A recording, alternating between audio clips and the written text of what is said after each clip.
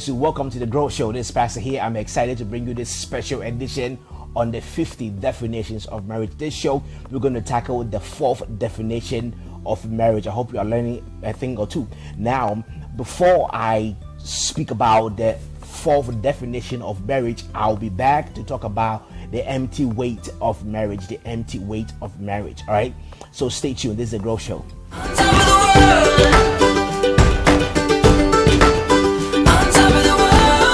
So I want to talk a little bit about the empty weight of marriage. You know, I'm a scientist, so I throw in some words like that.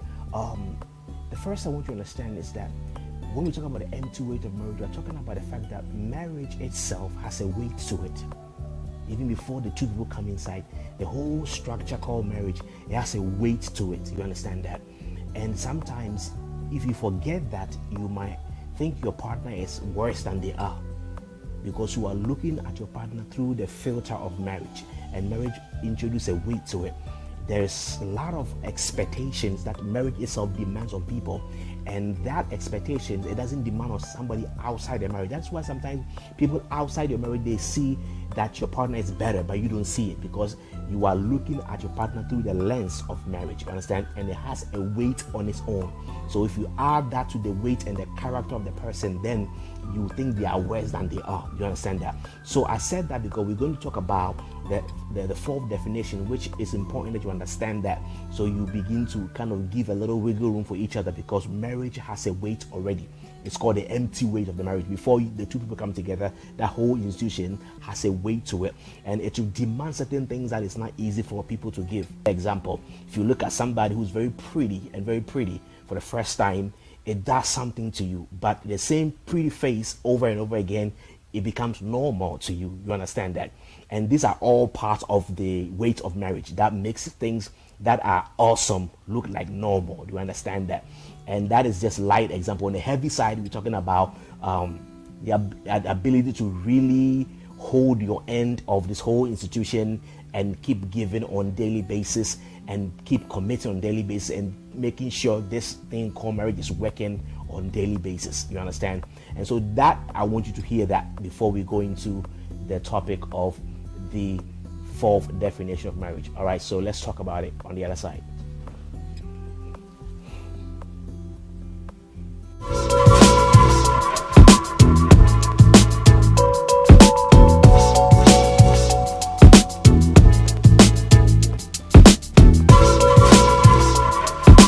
So we're going to talk about the fourth definition of marriage, all right?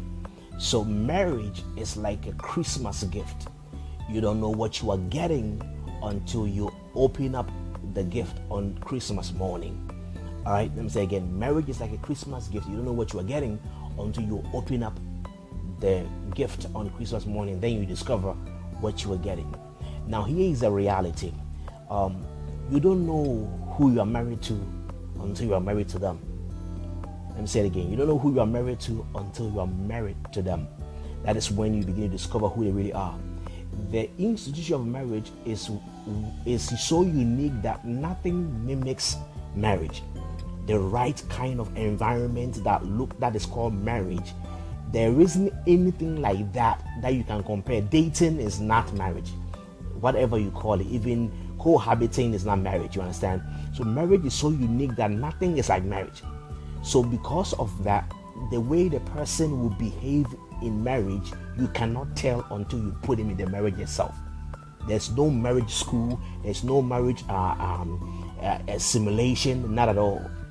Marriage is marriage, and marriage has the right amount of pressure. So that's very important that you understand that. So you don't know who you're married to until you marry them, and then you begin to know who they really are.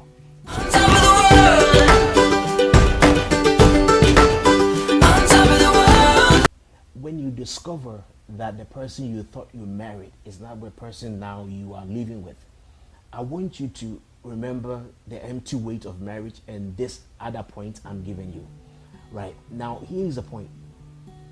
When a person you are dating looks like a person you really like, and then after the marriage, it turns out that he's not really the guy you like, I want you to understand that they did not lie to you. It's not like they are lying to you. Do you understand that?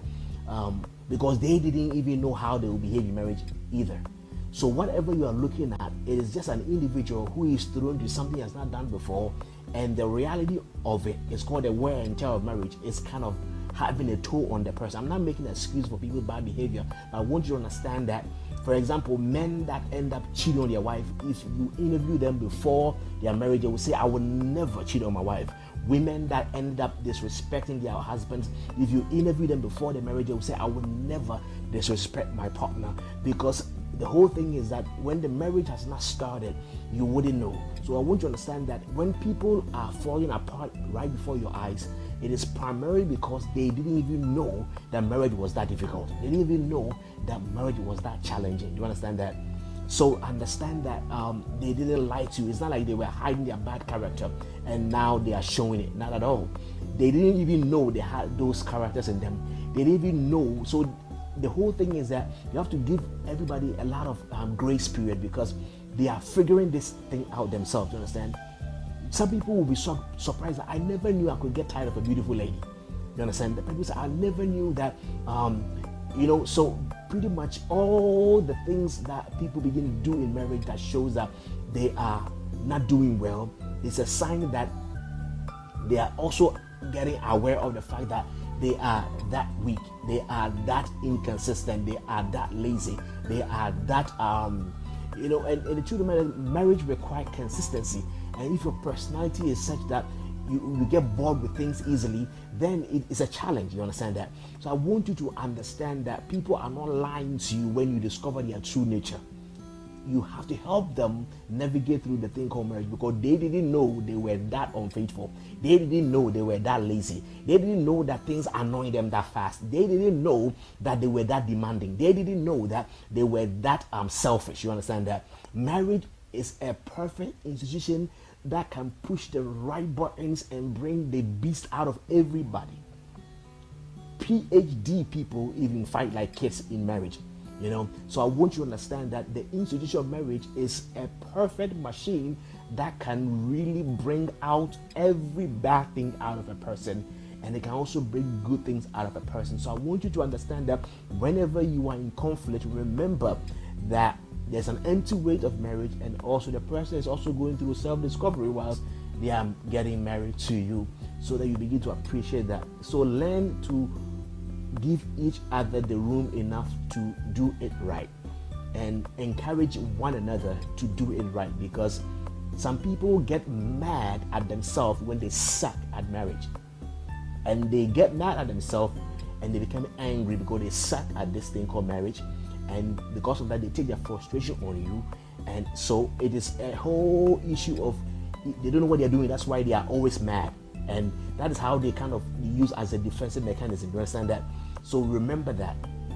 So there's a lot going on, and as you take time, I want you to get the book, because in the book I talk about 50 of these different things, and in the show it's going to be only 12 shows, so I can't deal with all of that. But remember that the reason why you have discovered this new person that you thought was the angel or your prince, and now he's become your police or whatever, is primarily because they are dealing with the reality that marriage is a lot of responsibility, and they didn't know about that. Some people are shocked that they don't want to have sex anymore. If you interview them before marriage, they're like, oh, let me get in there, you see what I'll do. And they are shocked that, wow, I don't want to, you know what I'm saying? So it is real. So I want you to have grace for one another as you live together. All right, God bless you.